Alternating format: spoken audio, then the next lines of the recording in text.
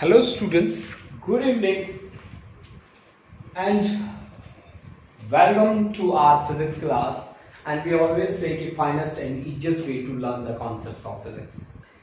Students, I welcome again and again to our physics class, and today we have some wonderful topic and a wonderful article, that is the first thing, the differences between electrostatic and magnetism. Student, while dealing with the unit 1, we will study about the charges at rest. And जब charge rest में होता है तो उसके साथ कौन कौन सी properties associate होती हैं, all these things we have to study in electrostatic. भाई आप सीधी सी बातें ऐसे करते हो कि जब चार्ज रेस्ट में है तो उनकी क्या क्या प्रॉपर्टी है, वो फोर्स लगा सकता है, उसका इलेक्ट्रिक फील्ड हो सकता है, पोटेंशियल हो सकता है, फ्लक्स हो सकता है, कैपेसिटर हो सकता है. All these things are related with study of electric charges at rest. बच्चा पार्टी, आज मुझे जो पढ़ना है वो पढ़ना है मैग्नेटिज्म और इलेक्ट्रोस्टैट में डिफरेंस. देखो, मैग्नेटिक फील्ड को आप केवल मैग्नेट से ही पैदा नहीं कर सकते. आप किसी करंट कैरिंग वायर जिसमें करंट की वैल्यू लगातार चेंज हो रही है, आप उससे भी इसे जनरेट कर सकते हैं. This is the most important thing. अगर चार्ज रेस्ट में है तो केवल उसका इलेक्ट्रिक फील्ड है. अगर चार्ज मोशन में है तो इलेक्ट्रिक तो है ही है, मैग्नेटिक भी उसके साथ जुड़ा हुआ है कहीं ना कहीं. तो सबसे पहले मैंने डिफरेंसेस के लिए सबसे पहले लिए दो चार्ज, एक पॉजिटिव चार्ज, एक नेगेटिव चार्ज. दोनों को कुछ डिस्टेंस पे रखा and the separation between them is 12 be the separation between them, या हम कह सकते हैं कि डाइपोल की लेंथ. डाइपोल किसको बोलते हैं? जिसमें दो पोल हो. भाई सीधी सी बात है, मैं ना ज्यादा घुमा फिरा के बातें नहीं करता होता, मैं सीधी बातें करता हूं. तो सीधी बात में क्या है कि डाइपोल, अगर इलेक्ट्रिक डाइपोल है तो वहां पे दो चार्ज हैं जिनका मैग्नीट्यूड सेम है, डायरेक्शन अपोजिट है, उनको कुछ डिस्टेंस पे रखा है. अगर मैग्नेटिक डाइपोल है तो मैग्नेट के दो पोल हैं, दोनों को कुछ डिस्टेंस पे रखा है, दोनों पोल की ताकत बराबर है, जिसको बोलते हैं pole strength. Here I have represented both. एक है इलेक्ट्रिक डाइपोल, एक है मैग्नेटिक डाइपोल. अब मैंने कुछ फिजिकल क्वांटिटीज ली हैं, जैसे कि डाइपोल मोमेंट, जैसे कि मैंने टॉर्क इन एक्सटर्नल फील्ड, जैसे पोटेंशियल एनर्जी. तो ये सारी चीजें मैग्नेटिज्म में क्या हैं और इलेक्ट्रोस्टैट में क्या हैं. चलो हम स्टार्ट करते हैं. सबसे पहले डाइपोल मोमेंट. तो डाइपोल होता है electric dipole moment. This is a vector quantity which is equivalent to, ये आपके पास डाइपोल है, एक पॉजिटिव चार्ज, एक negative charge, that's in electrostat, है ना. इसका मैग्नीट्यूड भी Q है, इसका मैग्नीट्यूड भी Q है. तो product of magnitude of any charge multiply by length of dipole, multiply by length of dipole, that is nothing but electric dipole moment. Here one thing you have to keep in mind, this length element is not only a length element but as it is a vector quantity having some direction. Okay guys, in same manner, जैसे कि यहाँ पे electric dipole moment word use हुआ ना, यहाँ पे magnetic dipole moment word use होगा, and that is, यहाँ पे तो Q है और यहाँ पे मैग्नेट के केस में क्या होता है, पोल स्ट्रेंथ होता है. Then this is pole strength multiplied by total length of dipole, total length of dipole. Okay, अब देखो torque in external field, torque in electric field on a dipole. मेरे पास उसका फॉर्मूला मुझे याद है, उसका फॉर्मूला था डाइपोल मोमेंट का क्रॉस प्रोडक्ट इलेक्ट्रिक फील्ड के साथ. तो यहां पे क्या होगा फिर टॉर्क, यहां पे मैग्नेटिक डाइपोल मोमेंट का क्रॉस प्रोडक्ट इलेक्ट्रिक की जगह मैग्नेटिक कर दो बस, और क्या है ना. Although the concept of torque on magnetic dipole and external magnetic field has been removed from CBSE recently in 2020, ठीक है ना, क्योंकि कोविड के चलते इस आर्टिकल को सिलेबस से रिमूव किया गया है. ठीक है. ओके गाइस, पोटेंशियल एनर्जी हमारे पास क्या होगी डाइपोल के लिए, इलेक्ट्रोस्टैट में और मैग्नेटिज्म में, दोनों में क्या होगी. ये यहां पे इलेक्ट्रोस्टैट में पोटेंशियल एनर्जी होगी minus of P dot E, और यहां पे होगी potential energy minus of P की जगह M और डॉट क्या रहेगा B, M dot B. Field on axial line, magnetism में पहले इलेक्ट्रोस्टैट में लिख देते हैं electric field on axial line. आपको याद होगा 1/4 पाई एप्सिलॉन नॉट तो इलेक्ट्रिक कांस्टेंट है और यहां पे रहता है 2p अपॉन r की क्यूब, ऐसा कुछ आता है, ठीक है। तो यहां पे magnetic field on axial line आपके पास क्या रहेगा, इसके कांस्टेंट का नाम है mu naught upon 4 pi 2m by r की क्यूब, 2m बाय r की cube. This is magnetic field on axial line. Now magnetic field on equatorial line we have to find. First we write electric field on equatorial line, that is 1/4 pi epsilon naught p upon r की cube, p by r की cube. In similar way magnetic constant is mu naught upon 4 pi and this is p की जगह पे m upon r की cube. This is some basic differences between magnetism and electrostat and the physical quantity that we use in magnetism and electrostat. Although students today we have some मैंने सबसे पहले यही बात कही थी कि हमारे पास एक वंडरफुल टॉपिक है, तो क्या मैं इस वंडरफुल की बात कर रहा था? नहीं, मैं बात कर रहा था उस स्टार्टिंग वाले टॉपिक की जो हमारे आज के की पॉइंट्स हैं हमारी क्लास के, या यूं कहें कि हमारी क्लास का टारगेट है। That target is solenoid as equivalent to bar magnet. मेरे को सोलेनॉइड को बार मैग्नेट के बराबर दिखाना है। अब आप कैसे ये बात कैसे कर सकते हो, आप बताओ मुझे। आपने क्या कहा कि हमने ना जी एक बार मैग्नेट लिया जिसमें एक है नॉर्थ पोल एक है साउथ पोल, ये इसकी एक्सियल लाइन है और इसके एक्सियल लाइन के किसी पॉइंट P पे जो सेंटर से r डिस्टेंस पे लाई करता है वहां पे मैग्नेटिक फील्ड कितना है हमारे पास? मैग्नेटिक फील्ड है mu naught upon 4 pi 2m by r की cube. Magnetic field on axial line मैं यहां पे लिख रहा हूं एक बार फिर से, mu naught upon 4 pi 2m by r की क्यूब। देखो अगर मैंने सोलेनॉइड लिया, ठीक है, और सोलेनॉइड लेके मैग्नेटिक फील्ड की ये वैल्यू निकाल दी ना, तो फिर मेरा कॉन्सेप्ट जो है वो जो मैं चाहता हूं वो प्रूव हो जाएगा कि solenoid as equivalent to the bar magnet. मेरी ये बात प्रूफ हो जाएगी अगर मैंने मैग्नेटिक फील्ड किसी सोलेनॉइड के लिए कितना निकाल दिया, mu naught upon 4 pi 2m by r की क्यूब, 2m बाय r की क्यूब। ठीक है, देखो ये आपको दिख नहीं रहा होगा रिलेशन, मैंने वहां पे मेंशन किया है कि magnetic field on axial line कितना है, म्यू नॉट अपॉन 4 पाई आगे क्या 2m बाय r की क्यूब, m जहां पे है magnetic dipole moment. Okay guys, let's start the next article, that is the target of the class. Target क्या है? सोलेनॉइड को इक्विवेलेंट टू बार मैग्नेट हमें दिखाना है। तो बार मैग्नेट के इक्विवेलेंट दिखाना है, यानी कि बार मैग्नेट के कारण एक्सियल लाइन पे कितना फील्ड आता है उसकी वैल्यू अगर सोलेनॉइड के मैग्नेटिक फील्ड के बराबर आ गई तो हमारी बात फिर ट्रू साबित हो गई। ठीक है, हंसते मुस्कुराते रहो और देखते रहो बेटा, बीच में स्किप नहीं करना, लास्ट आर्टिकल देख के जाना है आपको। ठीक है, चलो स्टार्ट करते हैं फिर अपनी आगे की बात।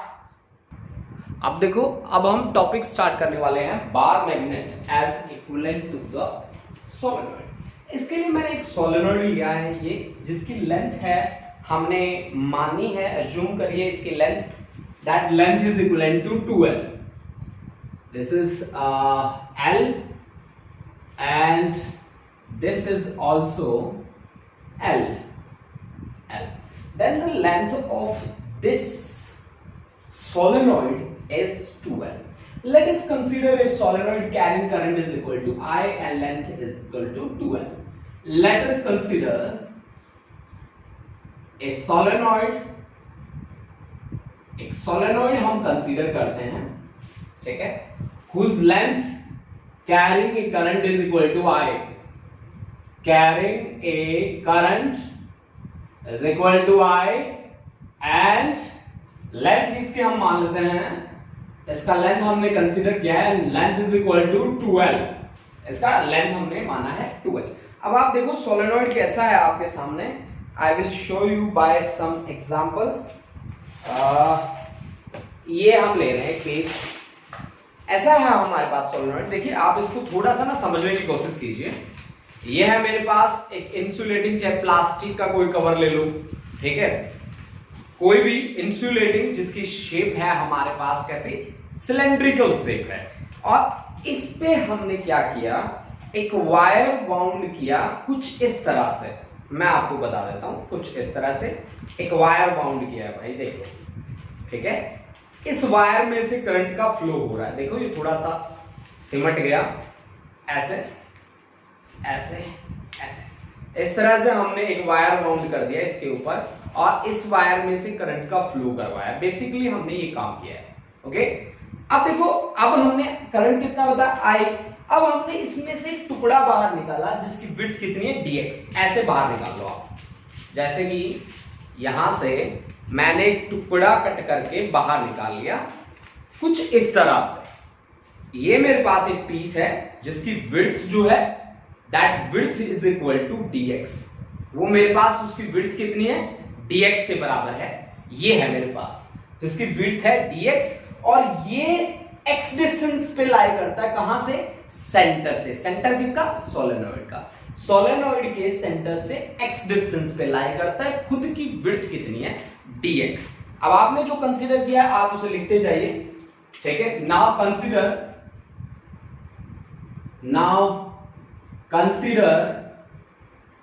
a small element dx, ठीक है, which lies at a perpendicular distance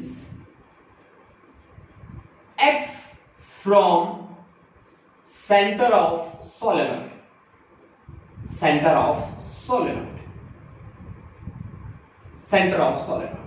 x distance पे लाई करता है from the center of solenoid, okay students। now this thing कि now I have to calculate magnetic field for dx at a distance r, sorry distance कितना बनेगा यहां से, वो distance हम देखते हैं। पहले एक छोटी सी बात और है, वो बात भी हम लिख लेते हैं कि let small n be the number of turns per unit length, so number of turns for dx के लिए नंबर ऑफ टर्न्स कितना आएगा, n into dx। this is the total number of turns for dx, okay guys, total number of turns for dx। अब देखो उसको बाहर निकाल के लाओ। ये हमारे पास कैसा बना था, एक रिंग बना था, वो कहां गया, रिंग उड़ा दिया मैंने उसको। ये ऐसा रिंग बन गया था मेरे पास, ये देखो इस तरह का रिंग मेरे पास बाहर आया था। अब इस रिंग को मैं बाहर लेके आ रहा हूं, ये मेरे पास है रिंग, ये है इसका सेंटर, और इसके सेंटर से किसी डिस्टेंस p पे मुझे मैग्नेटिक फील्ड निकालना है। इस रिंग का रेडियस कितना बनता है, ये a के बराबर है, ठीक है जी, a के बराबर है। तो मैग्नेटिक फील्ड कितना आया था हमारे पास, इस तरह से, करंट कैरिंग रिंग के लिए जिसमें से करंट फ्लो कर रहा है कुछ इस तरह से, I भी द करंट, है ना।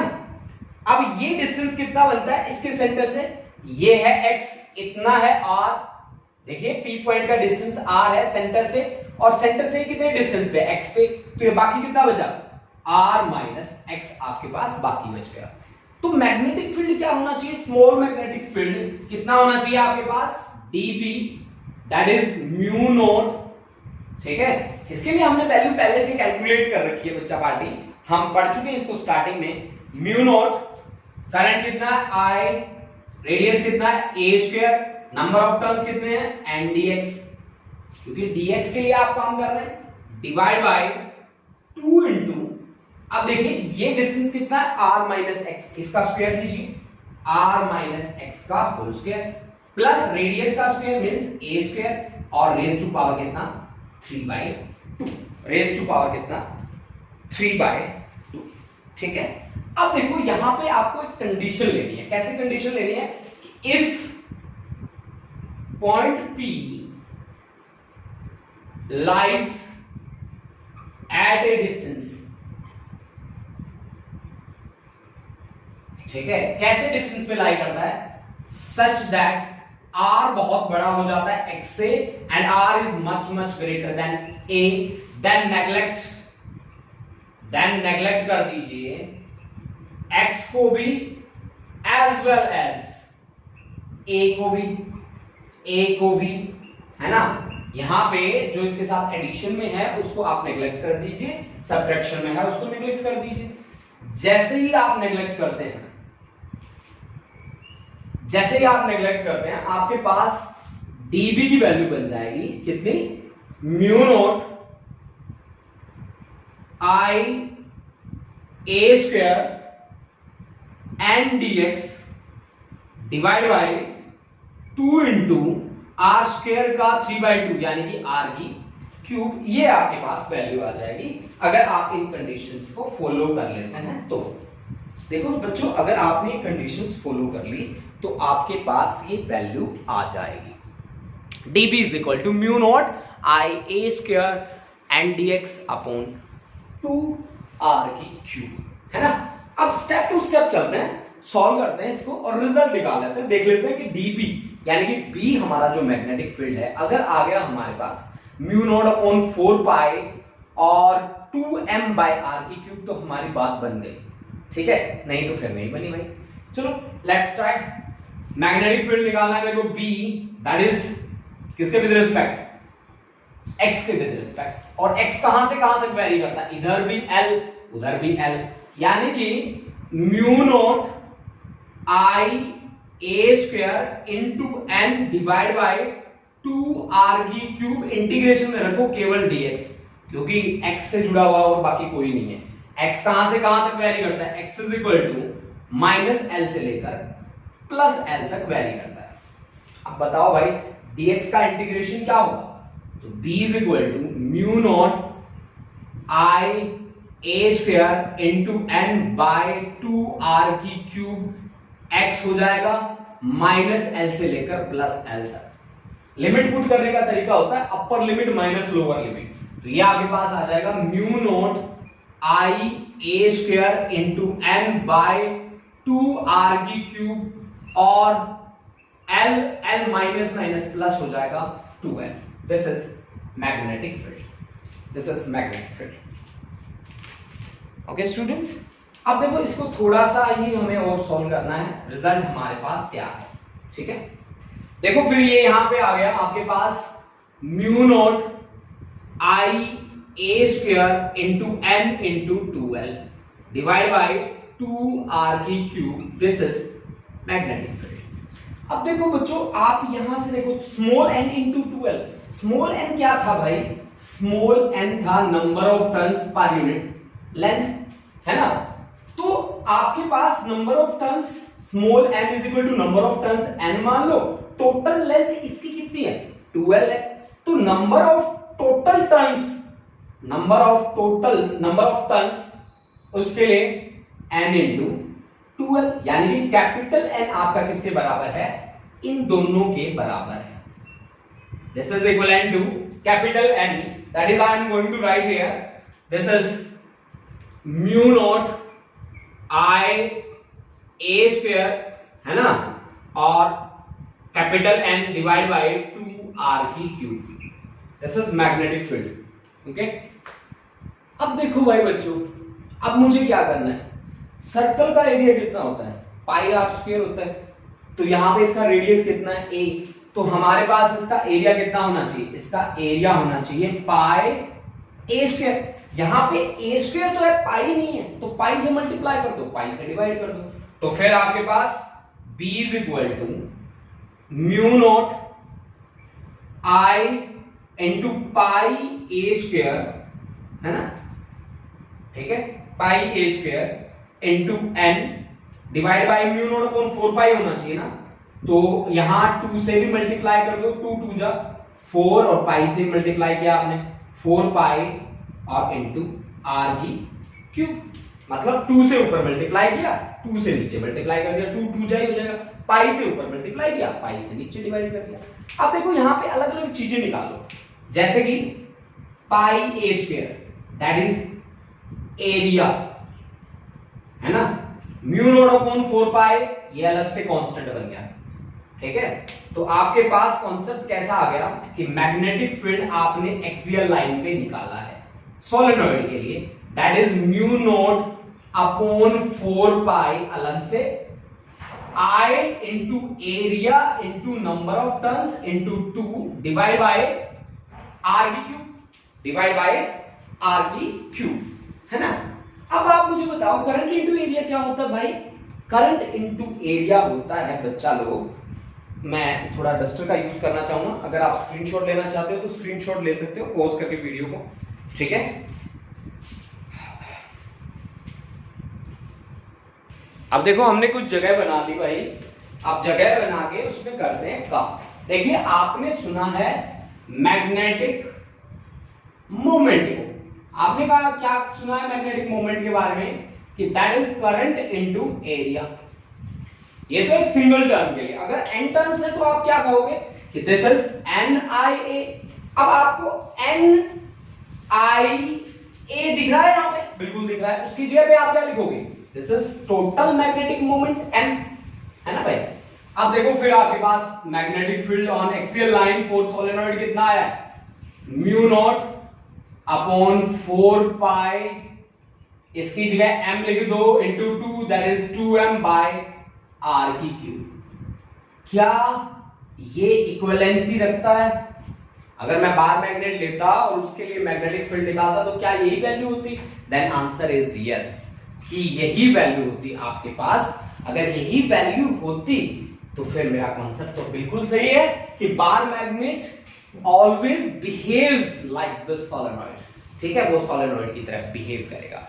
स्टूडेंट्स ये टॉपिक कहीं ना कहीं आपको आपके नॉलेज को बढ़ाता ही है, रट्टाफिकेशन पे तो आपको जाना ही है। देखो मैं तो कभी सजेस्ट नहीं करता कि कोई भी बच्चा रट्टाफिकेशन पे जाए, नो नेवर, ठीक है, आपको कभी नहीं जाना रट्टाफिकेशन पे, ठीक है। तो इसी कॉन्सेप्ट के साथ हम अपनी क्लास को यहीं पे स्टॉप करते हैं और नेक्स्ट आर्टिकल हमारे मैग्नेटिक एलिमेंट्स, उनके लिए नेक्स्ट वीडियो तक आप वेट कीजिए स्टूडेंट्स एंड प्रिपेयर दिस, ठीक है, और इसको बहुत अच्छे से प्रिपेयर करें students. Thank you students and have a nice day. तो नहीं, अब रात हो चुकी है भाई, अब मैं क्या बताऊं आपको ठीक है, चलो thank you students, thank you.